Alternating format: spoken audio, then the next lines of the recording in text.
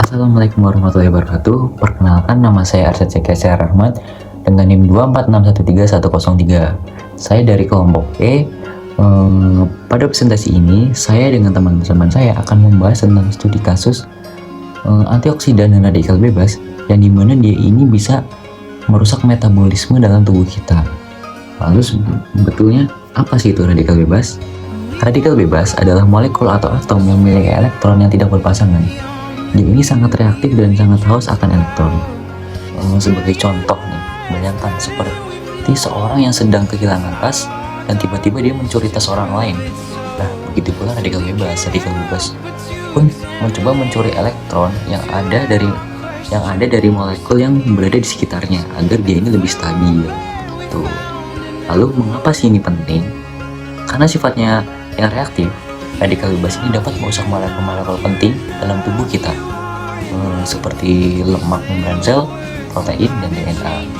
Jika ini terus terjadi, dia akan menimbulkan kerusakan pada sel, peradangan, bahkan bisa memicu penyakit degeneratif dan penuh anemia. Nah, lalu dari mana sih sumber radikal bebas ini? Nah, sumber radikal bebas ini ada yang berasal dari dalam tubuh kita, atau yang bisa kita sebut endogen. Seperti contohnya itu ketika respiratory burst, yang dimana sistem imunnya menggunakan radikal untuk membunuh bakterinya, misalnya neutrofil yang menghasilkan H2O2 saat melawan infeksinya. Lalu ada juga yang dari luar tubuh atau dari paparan lingkungan, seperti contohnya itu ketika asap rokok dan polusi kendaraan, dia akan mengandung radikal bebas seperti aldehida dan nitrogen oksida. Apa dampaknya kalau tidak dicegah? Jika tubuh ini tidak mampu menangkal radikal bebas yang berlebihan dengan antioksidan ini, dia akan menyebabkan beberapa dampak buruk. Nah, seperti halnya membran sel rusak. Nah, kerusakan pada membran sel ini dapat mengganggu pada fungsi sel. Lalu, misal protein yang teroksidasi. Nah, ketika protein teroksidasi, enzim ini akan kehilangan fungsinya. Ada juga sebagai contohnya DNA yang termutasi. Pada DNA yang termutasi ini, dia akan memicu resiko kanker dan penuaan dini yang meningkat. Mekanisme pembentukan radikal bebas yaitu ada 3 tahap. Yang pertama yaitu inisiasi. Inisiasi merupakan langkah pertama terciptanya spesies radikal. Dan sumber dari inisiasi ini itu bisa bermacam-macam, dari dalam tubuh maupun dari luar tubuh. Jadi yang dari dalam tubuh itu seperti metabolisme oksidatif, oksidasi enzimatik, maupun respon imun. Sementara yang dari luar tubuh itu dari paparan luar lingkungan yang dapat memicu pembentukan radikal bebas seperti polusi udara, asap rokok, alkohol, kopi, atau zat kimia lainnya. Proses yang kedua yaitu propagasi, di mana setelah radikal awal bebas itu terbentuk pada tahap inisiasi, mereka akan sangat reaktif dan cenderung bereaksi dengan molekul stabil di sekitarnya. Jadi, di reaksi ini itu mengubah molekul stabil tersebut menjadi radikal bebas yang baru, sehingga dapat memperpanjang rantai reaksi. Terus yang ketiga yaitu ada terminasi atau penghentian reaksi. Jadi di tahap ini terjadi ketika dua radikal bebas tadi itu yang bereaksi satu sama lain dan menghasilkan spesies non-radikal yang lebih stabil. Dengan kata lain, reaksi berantai radikal bebas akan berhenti jika dua radikal yang saling berpasangan dan menjadi molekul stabil. Oke, efek negatif radikal bebas terhadap tubuh kita. Radikal bebas menyerang ikatan rangkap asam lemak tak jenuh di membran sel, memicu peroksidasi yang menghasilkan aldehida reaktif seperti MDA dan 4-HNE. Zat-zat ini merusak susunan lipid, menurunkan fluiditas dan stabilitas membran sel, serta meningkatkan permeabilitas sehingga ion kalsium masuk berlebihan. Akibatnya sel memicu jalur apoptosis dan fungsi transportasi nutrien terganggu, dan pembuluh darah lipid teroksidasi mendorong pembentukan plak aterosklerotik, sementara di otak produk peroksidasi mempercepat agregasi amyloid dan atau yang terkait Alzheimer dan Parkinson. Protein seluler tak luput dari oksidasi residu sistein, metionin, dan tirosin yang mengubah konfirmasi 3 dimensi dan menonaktifkan aktivasi katalik enzim. Struktur protein yang terganggu memicu stres retikulum, endoplasma, dan respon unfolded protein, memunculkan agregat toksik yang sulit diurai. Penumpukan protein terdenaturasi merusakkan sitoskeleton dan menurunkan kapabilitas sel untuk memperbaiki diri atau berkomunikasi. Dalam lensa mata, misalnya kristalin teroksidasi kehilangan kelarutan sehingga membentuk kekeruhan yang menurunkan ketajaman penglihatan hingga terbentuknya katarak.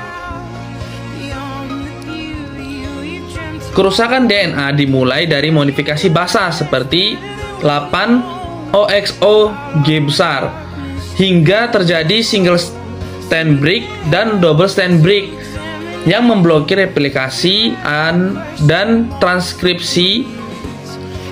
Kesalahan perbaikan dapat menimbulkan mutasi. Kerusakan DNA dimulai dari modifikasi basa seperti 8-OXG hingga terjadinya single strand break dan double strand break yang memblokir replikasi dan transkripsi. Kesalahan perbaikan dapat menimbulkan mutasi translokasi kromosom onkogenetik dan instability genom yang meningkatkan potensi kanker.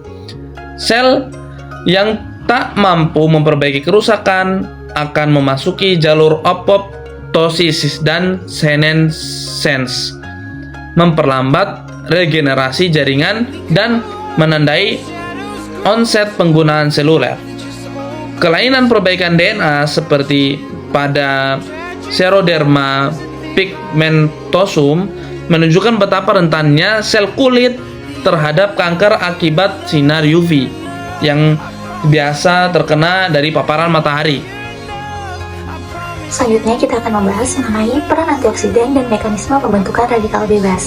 Untuk peran antioksidan sendiri yaitu adalah untuk melindungi tubuh dari kerusakan yang disebabkan oleh radikal bebas dengan cara menstabilkan atau menetralkan radikal bebas tersebut.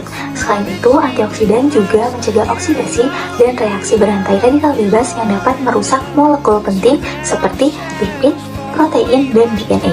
Mereka bekerja dengan mendonorkan elektron kepada radikal bebas yang tidak memiliki elektron berpasangan, sehingga radikal bebas menjadi kurang reaktif dan tidak merusak sel lebih lanjut.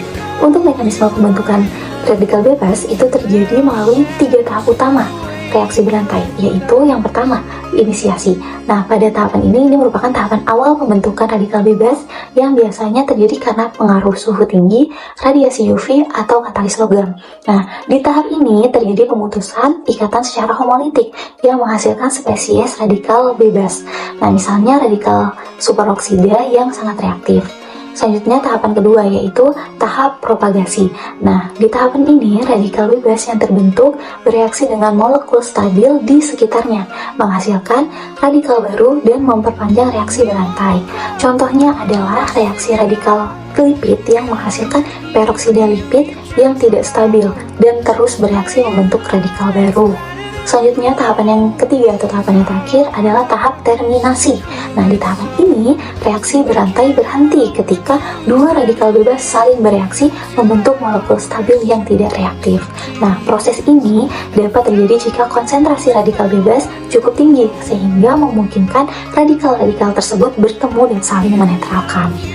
Oh ya teman-teman, di dalam mekanisme ini peran antioksidan itu juga dibutuhkan loh. Nah, jadi apa aja sih peran-perannya?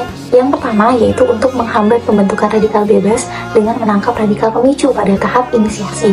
Lalu yang kedua itu untuk memutus rantai reaksi berantai radikal bebas pada tahap propagasi dengan mendonorkan elektron sehingga radikalnya tuh menjadi stabil gitu.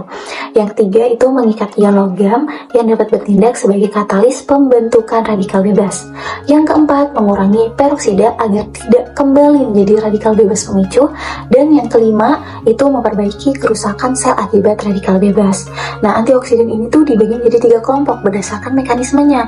Yang pertama itu primer. Nah, ini tuh untuk pelindung utama dengan membentuk molekul aman.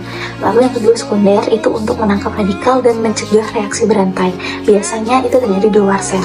Dan yang ketiga itu tersier, itu untuk memperbaiki kerusakan sel dan jaringan. Secara keseluruhan antioksidan ini tuh sangat penting untuk menjaga keseimbangan antara radikal bebas dan sistem pertahanan tubuh, serta juga untuk mencegah stres oksidatif yang dapat menyebabkan berbagai penyakit degeneratif dan juga penuaan dini. Antioksidan endogen adalah senyawa yang diproduksi secara alami oleh tubuh dan berperan penting dalam menjaga keseimbangan tubuh dan juga mencegah dari kerusakan sel radikal bebas. Beberapa enzim yang berperan penting dalam antioksidan endogen adalah SOD yaitu superoksida dismutase, kemudian glutathione peroksidase atau GPX, selanjutnya katalase dan juga glutathione.